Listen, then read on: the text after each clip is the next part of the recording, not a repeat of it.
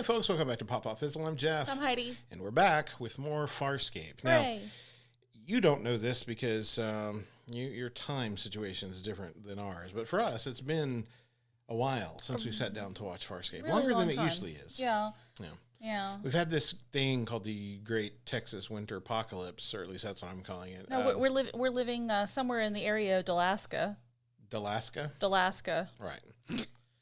But we've had crazy weather, which meant we lost power and water and the will to live and all kinds of things in there somewhere. And this is us kind of trying to get back to normal. We've got power. We've had it solidly for over 24 hours, about 36 hours, somewhere Something in there like now. that. Yeah, hooray. And we've had water for the majority of the day. Yeah, it went down for maybe about 4 hours today. And for, considering that there are plenty of people who were out since like last Sunday, it's, we're very fortunate. Yeah, but we're definitely counting our blessings on that side of things, for sure. Yeah, the 2 days of on and off power, as soon as it comes on, rushing to like boil water and like cook things and just make sure we can get everything we can get done with the power still on. And there was even one time where it lulled me into a false sense of security. I sat down to start editing Deep Space Nine, and I got maybe 5 minutes in, and the power went off for like 4 more hours. Yep. That's the kind of life we've been living. Yeah. So that's our story, and we're sticking to it. Basically, we just we're feeling really good about the opportunity to watch Farscape because it feels like it's been way too long. Really excited. And we've been dealing with a lot of unpleasant things. So we're excited to get on to something pleasant, like watching more Farscape.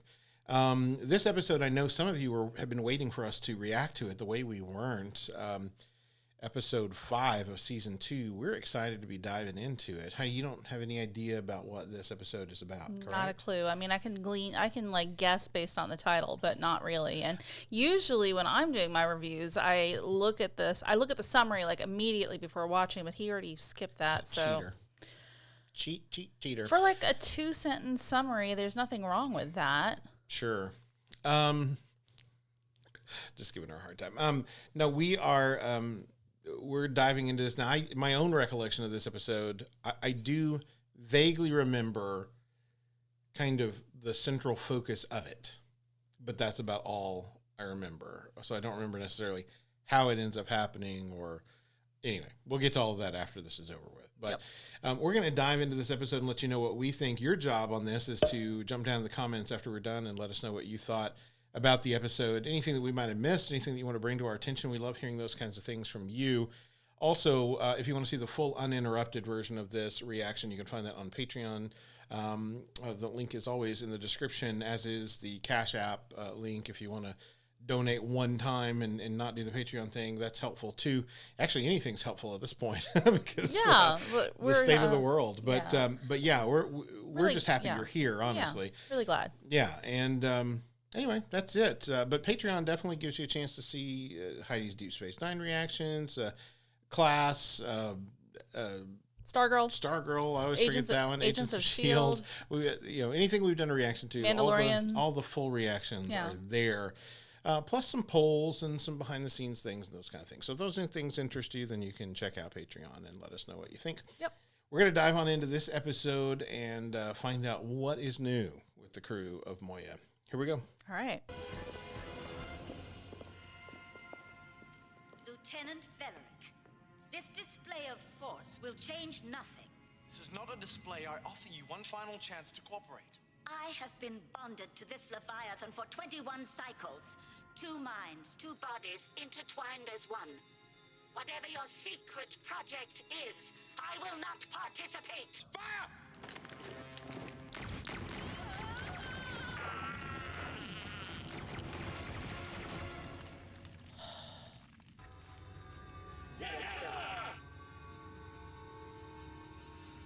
Oh. Where'd you find this? Top tier? Digging through all the Dren stuff up there? Must be some kind of peacekeeper recording device. Did you see what I see? This is Erin. It shows she's been aboard Peacekeepers Moya. must have kept these things running 24/7 to spy on their people. Crichton, that is Erin. She's been aboard Moya before. She killed a pilot. Yes, it's me, I admit it. Are you happy now? This shows you have been aboard Moya before. Why didn't you ever tell us? Criminally obvious, isn't it? She helped murder a defenseless pilot. Must have been about 3 cycles ago. I've been aboard hundreds of Leviathans, and I had no idea that it was Moya. So all non-Sebastians look alike, that it? I didn't know, Tiana. Look, the Aaron on that tape is not the Aaron we know. We all have things in our past that we'd rather not have on instant replay. True enough, John. But I still can't accept the cold-blooded slaughter of such a helpless creature. Oh, it's perfectly fine to cut off one of his arms. I was just getting ready to say that. Yeah, thank you. A murderer. Aaron, no! Officer Sun. Wish you were back flying prowlers again, hey? The replacement pilot. Once he's calmed down, once he's comfortable here, then he'll start to simplify his sentences for us. Attention! It will take time to acclimate him, more time to conform physiology, and even more time to teach him. And that is what my report will say. Captain Grace, Officer Aaron's son, Icarian Company, plies our regiment. Currently reassigned. I'd like to state my case for being returned to my regular assignment as a prowler. Nerp. Talk to me. Come on. What happened back then?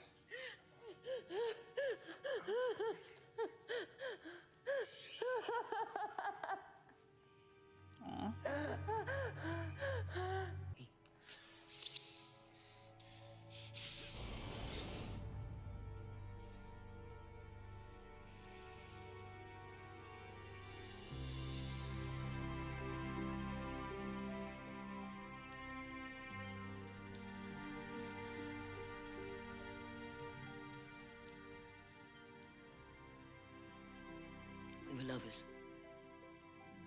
I felt something for him that I never felt with any of the other men I recreated with. Recreated. I didn't know what it was, but I guess now I'd say that it was love. Officer Sun, we must talk. Ah, Rigel. Whoa.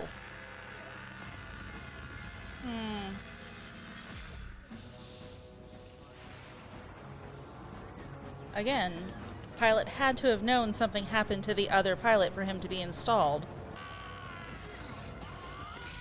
Easy. Yeah. Oh, what are we doing here, pilot?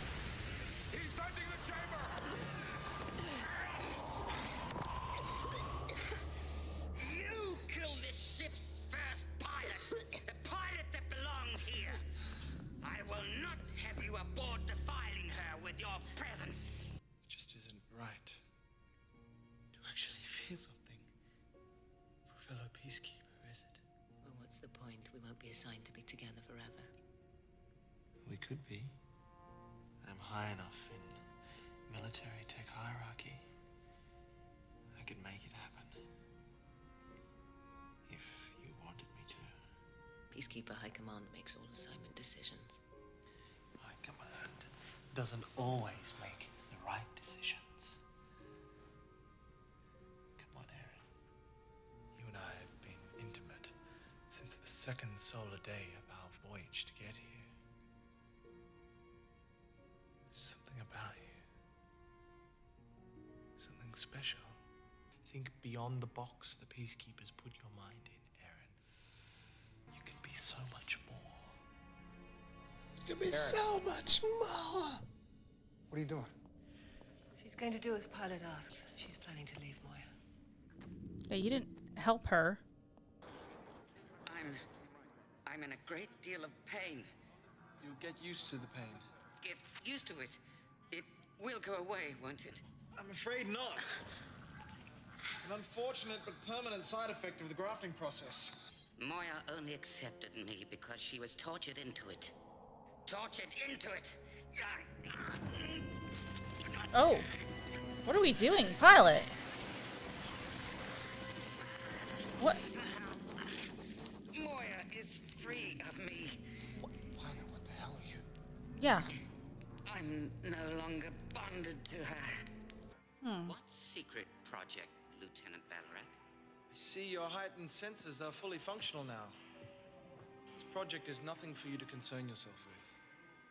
Just made certain that it should never be a threat to you or the ship ever again. Whatever you did with Grace's plan, put it back. What are you talking about, Aaron? Aaron, what is this about? Yeah, I kind of figured that was coming. What is the meaning of this? What do you think it is, Valorek? You're under arrest. I assume you're the informant? Yes, Captain. Officer Aaron's son. Just contact Lieutenant Teague. She'll see that you're rewarded with the assignment you requested. Prowler details, sir. Whatever. Bring him. I don't care. Whatever.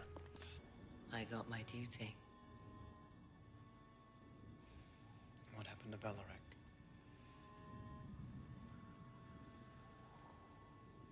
Yeah, you really need to ask there, John. They never got him to talk. He never told them what he'd done to sabotage Grace's plan. Aaron's son, it is not you who deserves death. It is I. Okay. So you're not Moya's original pilot. You replaced her. You can't blame yourself for that.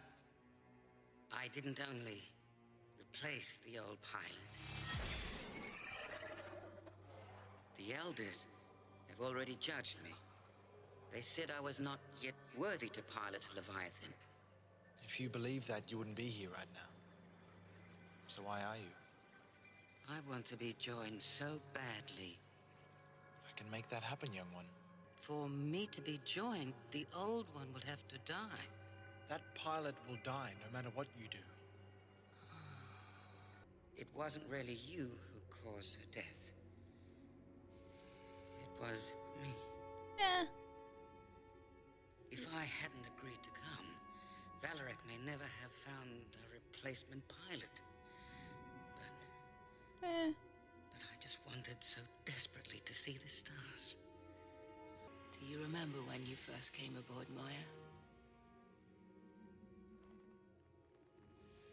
Valorek stroked your cheek like this to calm you. Back then, I couldn't fathom why he'd do a thing like that. And now I couldn't fathom not doing it. We've come a long way since then, pilot. And we've still got a long way to go. Take the journey with me. During the bonding period, I won't have as much control of Moya's systems as I had before. It will make it even more tenuous for all of us. It doesn't matter, pilot. You deserve to be bonded to Moya naturally. I will work hard to deserve it. I'm finished. How does it feel?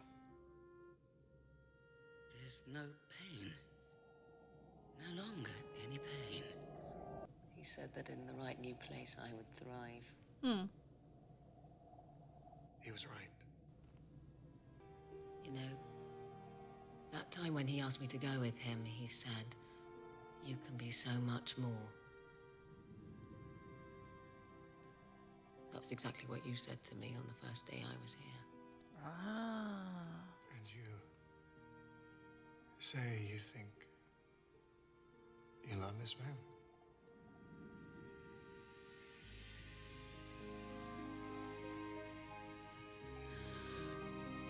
All right, that does it for The Way We Weren't, Season 2, Episode 5 of Farscape. Heidi, your thoughts? Okay.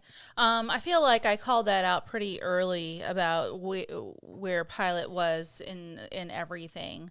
You know, in conversations prior to this, we've had with Pilot, he talked about how amazing it would be to be chosen, how much he wanted to do it, so we heard all of those things. And so, like right off, I was like, well, yeah, I mean, this other pilot was here, but you took her place, so that's got to carry an enormous weight as well. So as soon as he said it, I was like, yep, called that. So it's easy to say that Aaron needed to be punished, needed to be needed to have it brought up, needed to talk through it, needed all of those things, and she made an easy enough target. But I'm really glad that the show didn't stay there. There's they've already been more complex than that. So it was nice to see more to it than just that. So Right. I enjoyed this. Yeah, I remembered just enough. Now I did remember the pilot stuff, and I remember the Aaron stuff. I didn't remember that they both happened in this episode. So when I saw the title, I was like, this is an Aaron centric episode, and it was in a lot of ways. But yeah. but we also got that good chunk of pilot story there as well. Yep. I got to say, I was a little misty during the scene between Aaron and Pilot there toward the end. That was really sweet. Yeah. I love how far both of those characters have come. Absolutely. I love how far their relationship has come. Good stuff all around, and well acted there as well from Claudia Black. I was going to say, especially since the other actor was a puppet. Yes. and that's something we brought up before, but like looking at him, it's hard to believe that he is, because they put so much good work into his face. It could be really easy to film Pilot from far away, so you don't have to see a lot of like any missed details or anything like that. But we got right up in there, and it was still so believable. Yeah. I knew, obviously we know it's puppet, but like it could just as well be a pilot. And I have to believe that from an acting standpoint, that makes doing that kind of scene so much easier when you get to actually act against a puppet that looks so real and that has such, has the ability for so many expressions, and, that it makes a scene like that a little bit easier than it would if you were acting against, say, a tennis ball or whatever, when they're CGIing something in. Yeah. I really like this episode. I like the character dynamics there. And we get these reminders, it seems like every, half dozen episodes or so, how far Aaron's come. Yeah. It's like they need to underscore it, and she's come so far, and it's like every time we get one, she's a little bit further. She's a little bit further. She's a little bit further. And I think she put it well here. Like I could not understand why he would be affectionate, why he would have compassion toward you. It didn't even register in my brain, but now I can't imagine not doing this. And I think that is a summary of just how she's changed as a person, that compassion is something that she doesn't have to work at anymore. It's not a thing. It's not a foreign concept that she had to learn. And now it's just as easy as breathing, because it's become who she is. Yeah. Also interesting, the conversation that the peacekeeper Velcro, yes. No. Velcro, Venkman. She's doing my shtick. Yeah. I am. No, Velarak is okay. So interesting, the conversations he had with her. It was planting all the seeds for John to come along. Sure.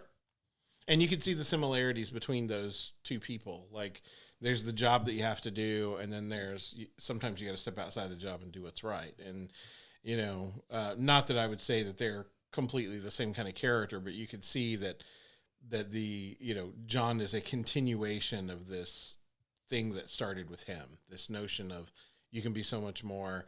And yes, John said it to her, but he's also backed that up with the way that he treats her. Look, you can handle this thing. You can do this on your own. I can't be up there to do the science. You got to do the science. I can't, talk this out. So you go talk it out. Like he's not only supported the notion of it, but he's put her in the position of exploring it repeatedly. And I mean, the rest of the crew has as well to certain extents, but certainly John is the one that kind of pushes her in that direction.